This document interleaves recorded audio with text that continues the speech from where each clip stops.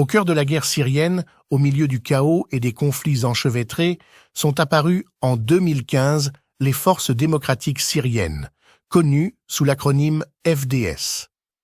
Ces forces ont été fondées comme une alliance militaire multiethnique et multiconfessionnelle. Elles regroupèrent des combattants kurdes, arabes, syriaques, arméniens et assyriens. Bien que les Kurdes constituent la majorité des FDS, celles-ci ont cherché à élargir leur base de soutien en incluant d'autres composantes de la société syrienne, telles que certaines factions chrétiennes comme le Conseil militaire syriaque, ainsi que de nombreux membres de tribus arabes, notamment après leur expansion dans des régions à majorité arabe comme Raqqa et Deir ez-Zor. Depuis leur création, les FDS ont défini comme principal objectif l'élimination de Daesh, qui contrôlait à l'époque de vastes territoires en Syrie et en Irak. Elles ont commencé leurs opérations militaires avec le soutien de la coalition internationale dirigée par les États-Unis qui leur a fourni formation, armement et soutien aérien.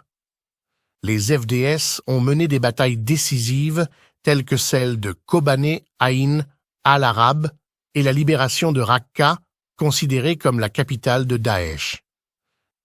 L'épine dorsale des FDS est constituée des unités de protection du peuple kurde YPG. Cependant, la Turquie considère ces unités comme une simple extension du Parti des travailleurs du Kurdistan PKK, son ennemi historique qu'elle classe comme organisation terroriste.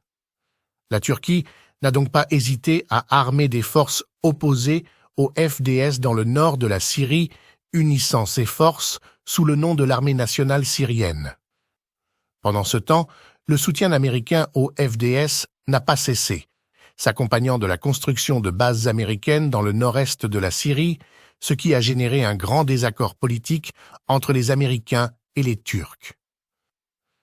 Aujourd'hui, après la chute de Daesh, les FDS représentent le principal obstacle à l'unification des territoires syriens. Elles contrôlent plus de 20% de ces territoires et plus de 80% des champs pétroliers en Syrie.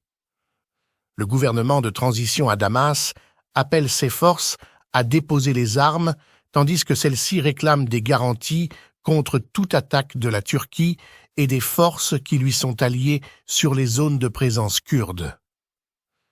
Finalement, si vous avez aimé cette vidéo, laissez-nous un like et allez regarder l'une des deux vidéos qui s'affichent à l'écran.